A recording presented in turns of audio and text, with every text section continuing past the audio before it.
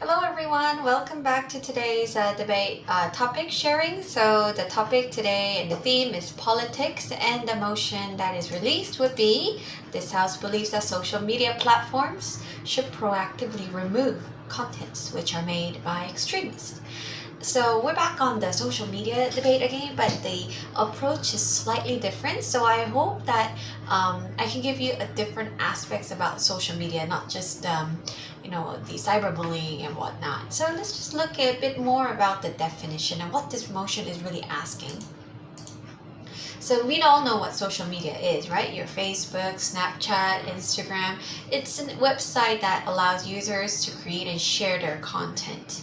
Now, what I mean by extremist is a person who holds extreme political and religious views, especially one who advocates illegal, violent, or extreme actions. Now, there's a little bit of more of a gray area here, but basically it just means that people who are a bit too far in terms of their opinions. So what we're going to propose in today's motion is that, okay, if social media sees someone who tends to be extreme, even if he or she, what they said, tends to be extreme and no one really talked about it, you're just going to ban that person.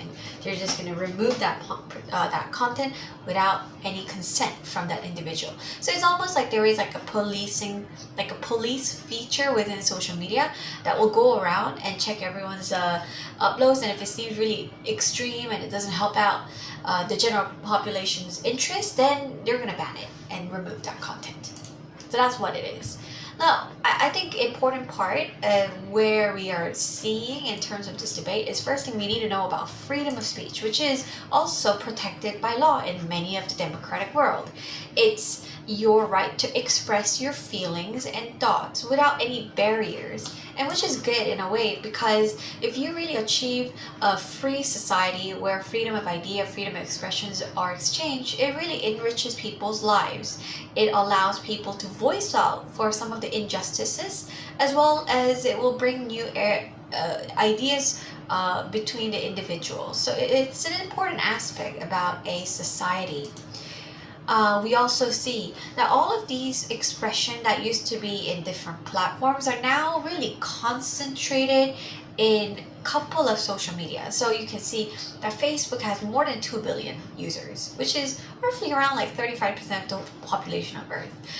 YouTube, also WhatsApp, all of these we have amazing number of people who are using it. So now we can say that most of our free speech actually happens in the media, and so is the problem of extremist contents in the social media. The younger you are, you tend to get more news and you learn about things through social media. As you can see, just in UK alone, 84% of people who are aged 18 to 24 see social media like Facebook as their main source of news. Lesser so for older people or older generation who reads the news in paper or watches TV. But the younger you are, the generation actually brings and uses social media as a way that they can read the news. In fact, surveys show that 51% of the people use social media as their main source of getting the news. So why is this a problem? This is a problem when you have a lot of fake news in the social media. It can be just generated by extremist thoughts. It can be generated by extremist individuals, political people who have extreme views, and when they tend to have a lot of fake news, it might actually contaminate the whole ideas and thoughts of the people, and that's why this is not really fair and this is not really good. Extremism is one thing that we want to be making sure that we are very cautious that we don't make people into extreme beings, because then they'll have a lot of divisions in the society. There'll be a lot of mistrust, as well as there's a lot of conspiracy theory out there, yeah? And these are all the negative aspects of fake news overflowing in our social media. And some people might not verify, meaning that they don't check the facts. They'll just read the fake news and say, oh my god, someone just died, or oh, this happened, and then you're not supposed to do it. all of these can actually be a fake news, which are based on conspiracy theory. And younger you are, and more you are hooked onto these fake news in the online social media, the problem is that you actually get more uneducated, and that's really the thing that as emotion sets forward, is that we worry about that status quo. What are some real life examples? So we now see that we treasure this freedom of speech and freedom of expression, but we also see a lot of people relying on social media, and a lot of news we see in the social media are not verified. We don't know it's true, and there's a lot of fake news out there. What did social media do? In response to a lot of fake news and conspiracy theories? Well, one example is President Donald Trump. He got banned from using Facebook or Instagram or Twitter. Basically, all the channels of his communication to his followers were taken off because he was classified as an extremist individual after the presidential election. We also see that the followers of Donald Trump were also banned in the social media because the social media will say that they are dangerous, so you're not allowed to be in there. The other part is that Facebook has also banned some of the conspiracy theory behind the COVID-19 vaccines. So if you have, so for YouTube, so if you put any of the information that says, oh, you know what, um, these are wrongdoings of like if you take this vaccine you might get this, like all these not verified fake news, they're gonna go and ban it, and you're also gonna be banned from using Facebook if you put out wrong information about vaccines. More recently, you also see Facebook bans news content in Australia, proposed saying that, oh, if you want to show our news, you need to pay. And then Facebook suddenly bans it. So you can see that there's many ways that social media actually keeps checks and balance of this extremist views. But at the same time, they do have a lot of power to decide what content can be there for people to see and what content they don't get to see. So they actually possess a lot of power. So here's the thing. Do you really agree? Do you think we should give more power to the social media platforms to say, okay, even before you get any dislikes, if this seems to be not right content, then they can just proactively remove it? Or should we let the public decide what is right or wrong? That is really the crux of today's debate. And that's what the question I throw into. Do you think Facebook should go around banning things? Or should we leave the public to judge? Now let's look into some of the arguments. Now, if you're in the pro team, you want to say yes, Facebook should proactively even more remove any of the supporters who are extremists, any of the non-healthy vax people, because we all need to get vaccinated, right? If you spread any fake news, then you need it banned. And let Facebook decide what is right or wrong because they have the algorithm and technology to do so. And again, the whole idea of why we do it is because of the protection and its duty of the government to do so. Firstly, you can say social media users. The right of free speech does not mean that you can have all kinds of speech. That means that if you say something that will harm a person, then that's not a free speech anymore. It's a violation of the rights. So you should always make sure that whatever you posted up there should not harm anyone in any way. And that's why it is not really by right a free speech. You can also say if we have an explosion of the fake news and extreme political views, it's going to spread a lot of false information, and people will be going to more extreme views, and that's not healthy for the public because the public will become uneducated. They will also have make their decisions based on fake news, which is not really healthy for the society or democracy in the first place. You can also say social media posts by extremists can incite violence against each other. We saw it happening in after the presidential election, right? Some of the people raged into White House, and then they did a lot of violence. We also see other types of like violence that happens because of the extremist ideas that are in the social media. And lastly, you can also say social media should have the power to write and decide what is right for people.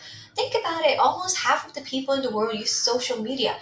Why shouldn't they have the responsibility to protect their people? And by right, they should because they have the technology, they have the needs, they have the means, and therefore people's protection should come first, especially the younger generation. Yeah, they get all the news, and the half of the news they're getting is fake news. Then, you know, like Facebook or Instagram, they all need to step up in terms of like what is posted up there. So again, if you're in the proposition, you're going to really advocate about what is the social responsibility for these media giants. Even if it sounds really unpopular, if it's for the general public's good, then they should have the check and balance system within them so they can proactively remove contents which seems to be extremist. Now, if you're in the opposition, then you will also have an equally good argument to say, well, yes, extremist arguments are bad, but if social media clamps down everything, the problem is they will probably remove the bad guys, but you will also might be removing the innocent guys, the good guys by mistake. So again, you want to value here is like, okay, no matter what, freedom of speech and expression should be important. So Facebook should not really judge. They shouldn't be the ones to judge that. Oh, this is a violent content, so I'm just going to remove it because that's too much exercise of the power. First, you can say people is they're free to decide what is right or wrong, not the social media. Why do you let the social media decide for people? They're not nannies. They're not your mom and dad. People have their own ethical views. People have their own religious views. People can disagree when looking at the same thing. Likewise, then if we have so much difference in ideas, then why should social media always be the one to decide what is right or wrong for the people? Secondly, it will deter freedom of speech. If Facebook starts policing people around, then the problem is if you want to post something, then you will feel like you want to think again. Yeah? And perhaps, let's say, you want to talk about injustice that's happening in the world.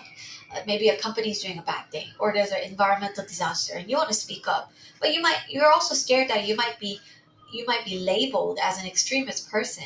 Then you'll be banned from Facebook all your life. So that means that people will not end up speaking up. And this is going to be bad because if more and more people are silenced, our democracy will fall back. Also, it will reduce the overall intelligence of the general public. Now, what I mean by this is that why do we debate in the first place? We debate because we want to exchange ideas between people, and that's important. You won't learn unless you see the both side of the argument. The problem here is that if Facebook starts removing everything that seems to be extreme in their own decisions, saying, oh, I think you're extreme, remove, I think you're extreme, remove, then it only includes the opinion and ideas which are good in the perspective of Facebook, not for the people. Then, if you only have one opinion in Facebook or one opinion in other social media, then you're not going to end up having a lot of perspective. You're not going to end up having a lot of good ideas, and therefore, this is not good. Lastly, this will definitely bring rooms for abuse. Because what if you are sitting in the social media company and then you have the power to decide what is right or wrong? See, you can easily abuse that superpower and start deciding for people what they will want or what they should not. And that's the scary thing. That's the scary thing about the algorithm because people can get swayed a lot by the information that you see from the social media. And if you're exposed to one or two information that is extreme that is just for one area, then of course the social media giants can easily tweak this and try to brainwash you into certain things. Then that's going to be so much of a problem because it brings so much abuse because you will end up not having a different part of the ideas. You might end up just being hated by the social media, so you're banned for good, then you don't really have a platform.